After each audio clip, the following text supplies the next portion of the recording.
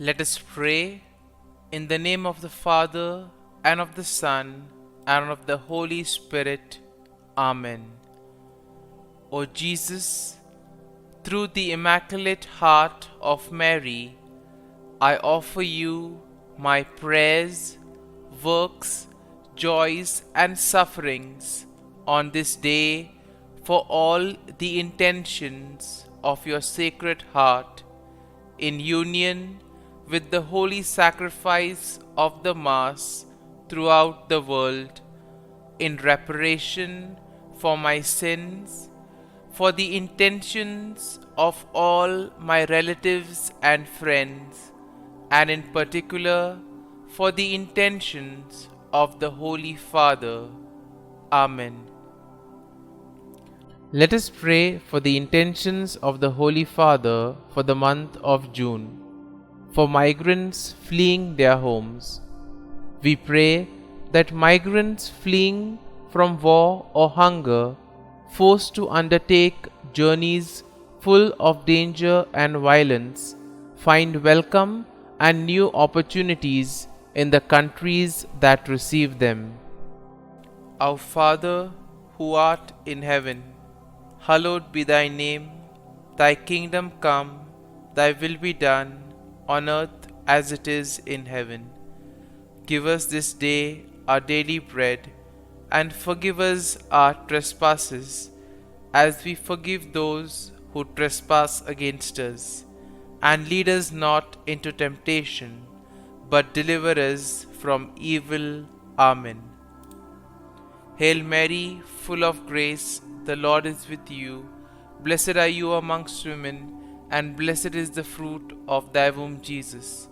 Holy Mary, Mother of God, pray for us sinners, now and at the hour of our death. Amen.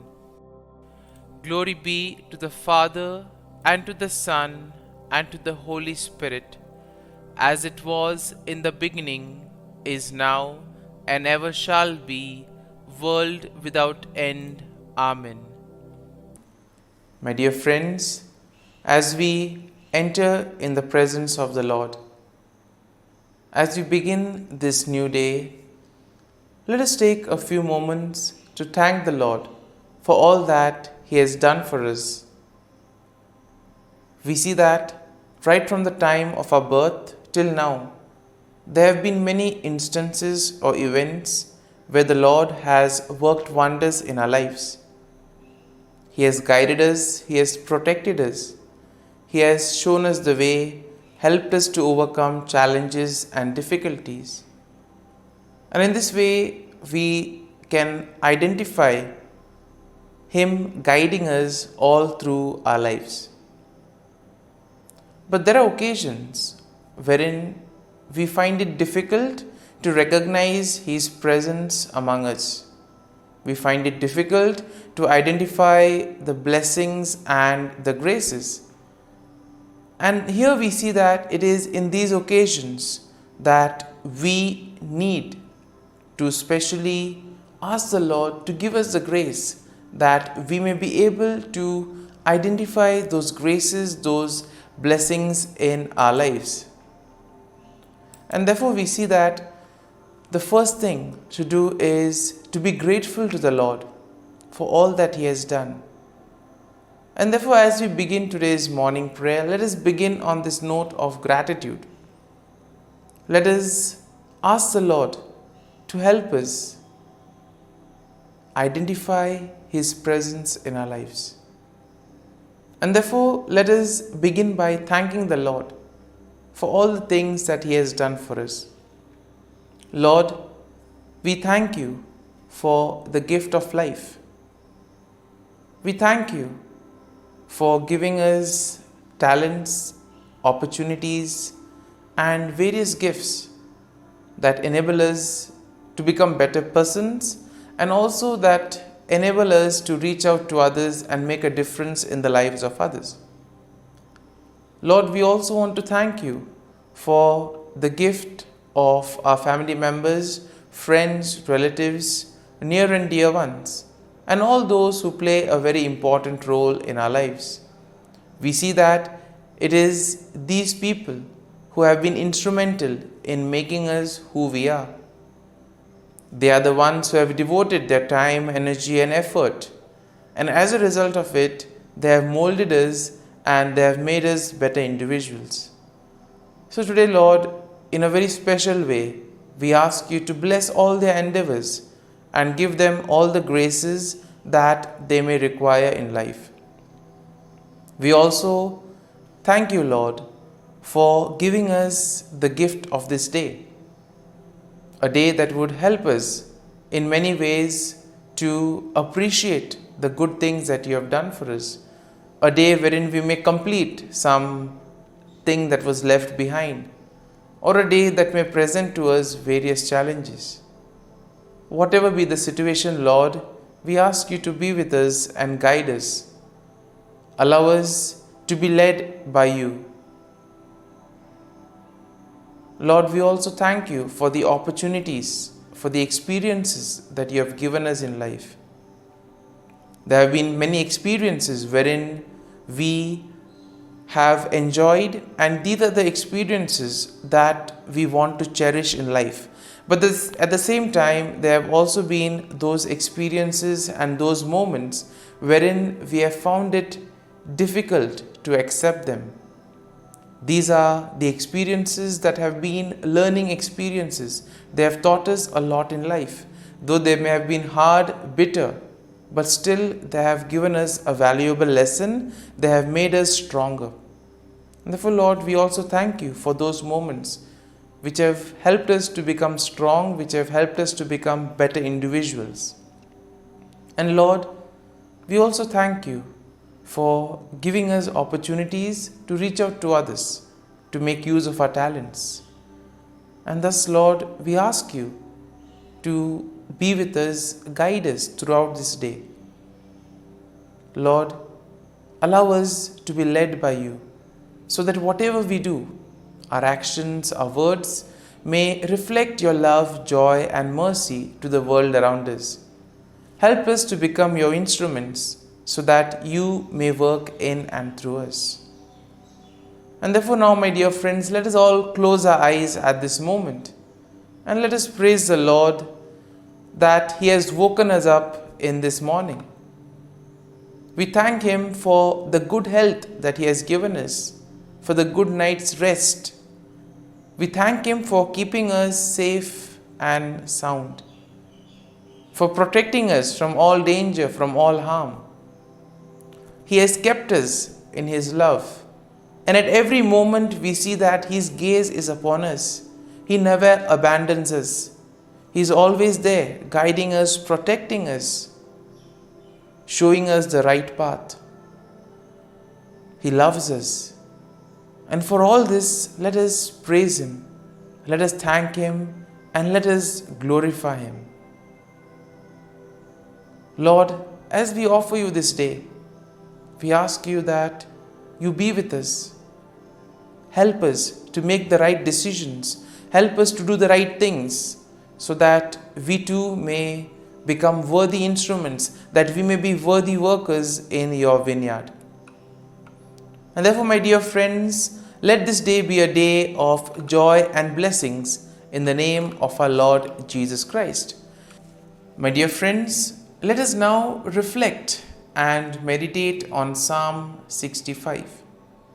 As usual, we shall have a general overview of the psalm, and then we shall take a look at a few verses in detail, trying to see how the psalm plays an important role in our lives. And therefore we see that Psalm 65 is in a way a psalm of praise that is attributed to David. It is a beautiful hymn that celebrates God's goodness and provision in the natural world. It also shows how God cares for His people. Now the psalm can be divided into three main sections. The first is an exaltation of God's character and praise for His acts, and that is something that we'll find in verses 1 to 4. Then in verses 5 to 8 we have the recognition of God's power and control over creation. And then in the final section, from verses 9 to 13, we have gratitude for God's provision and blessings and a declaration of the psalmist's response in worship. And therefore we see that this psalm in a way will motivate us to express our faith and trust in the Lord. Psalm 65 in a way is a profound expression of praise and gratitude for God's goodness and provision. It celebrates God's character and acknowledges His control over creation. In a way, we are all invited to give thanks to the Lord for the abundant blessings, for all the graces and gifts that He has showered on us.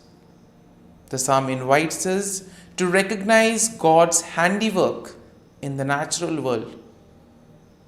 It calls us to see God in creation, see God in the things around us, and therefore to respond with joyful worship and gratitude. And therefore something, when we look at creation, when we look at the things around us, can we thank the Lord for those things? Can we thank the Lord for the beautiful nature around us? And therefore we see that Psalm 65 will be a reminder that God is indeed the source of all blessings. And therefore it is our duty and our salvation to praise Him and give Him thanks. And now, having seen the general overview of the psalm, let us go and look at a few verses in detail. Now verses 1 to 4 go like this. Praise is awaiting you, O God, in Zion, and to you the vow shall be performed. O you who hear prayer, to you all flesh will come. Iniquities prevail against me, as for our transgressions. You will provide atonement for them. Blessed is the man you chose and caused to approach you, that he may dwell in your courts. Now the psalm begins with a declaration of praise and recognition of God's presence in Zion. And in this way, the psalmist acknowledges that all flesh will come before God with all their prayers. That means all individuals, all people will go to the Lord with their prayers, and the Lord will welcome them. He will willingly listen to all that they have to tell Him. And therefore this is a good reminder for us that when we find ourselves in difficult moments, we can approach the Lord, we can speak to Him, and He will be there to listen to all our prayers, to all our feelings, all our sentiments. And here we see that there is also an acknowledgement in this first part of the psalm of personal sins and the assurance of God's atonement. The Lord will forgive us. He will cleanse us of all our sins. And therefore we see that the psalmist here declares the blessedness of those chosen by God, who are allowed to dwell in His presence, and those who are allowed to experience His satisfaction and goodness. And thus we move to verses 5 and 8, which go like this. By awesome deeds in righteousness you will answer us, O God of our salvation. You who are the confidence of all the ends of the earth and of the far off seas, who established the mountains by His strength, being clothed with power, who stills the noise of the seas, the noise of their waves, and the tumult of the people. In this section, we see that the psalmist praises God for His power and control over creation. The psalmist recognizes that God is indeed the source of salvation, and therefore all of us need to place our confidence in the Lord. Place our faith and trust in Him that He will guide us, He will protect us.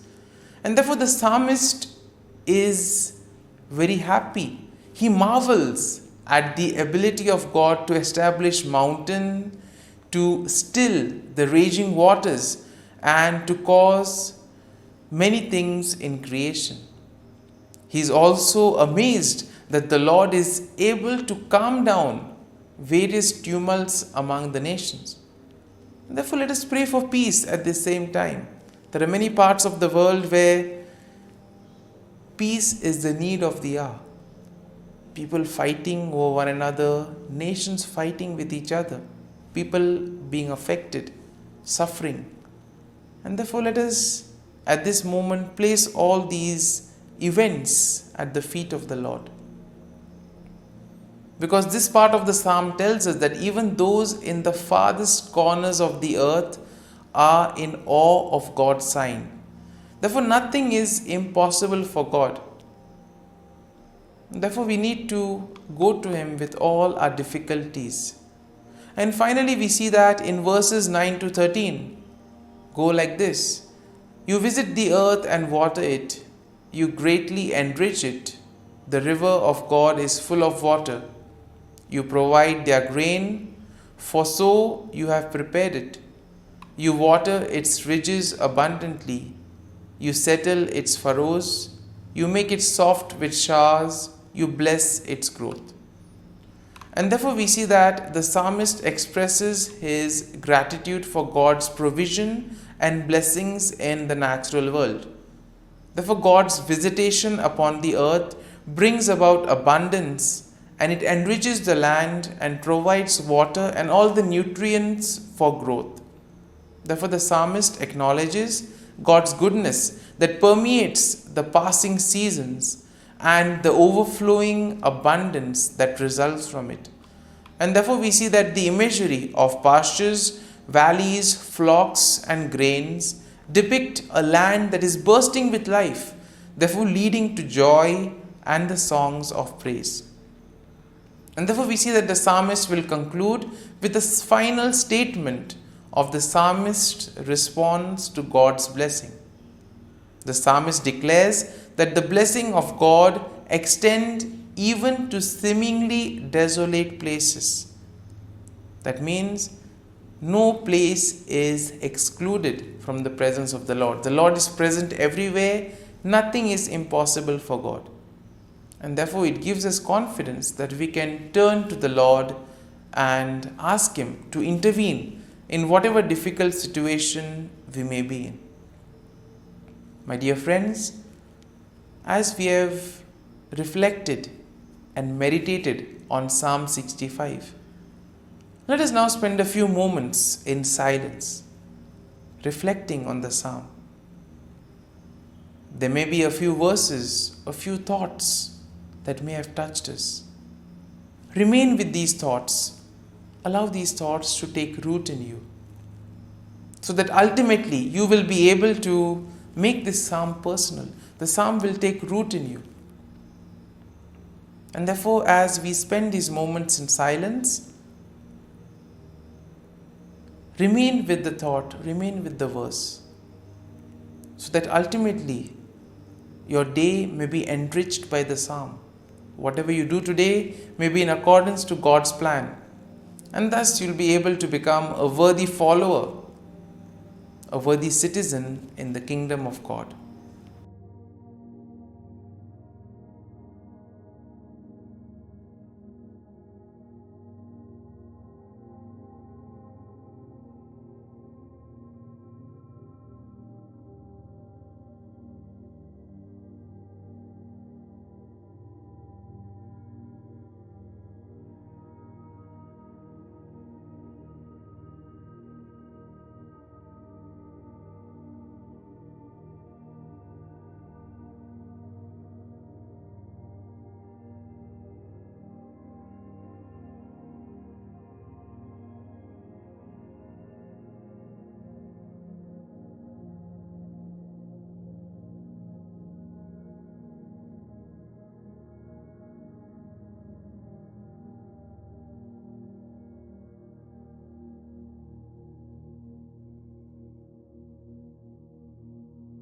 Prayer to Saint Michael the Archangel for protection.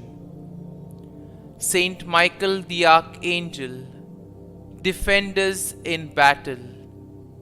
Be our defense against the wickedness and snares of the devil. May God rebuke him, we humbly pray. And do thou, O Prince of the heavenly hosts, by the power of God, thrust into hell Satan and all the evil spirits who prowl about the world, seeking the ruin of souls. Amen. Act of Adoration. O Sacrament most holy, O Sacrament divine, all praise and all thanksgiving be every moment thine. Saint Gertrude Prayer for souls in purgatory. Eternal Father, I offer Thee the most precious blood of Thy divine Son, Jesus, in union with the masses said throughout the world today, for all the holy souls in purgatory, for sinners everywhere, for sinners in the universal church, those in my own home and within my family. Amen. May the divine assistance remain always with us, and may the souls of the faithful departed through the mercy of God rest in peace. Amen.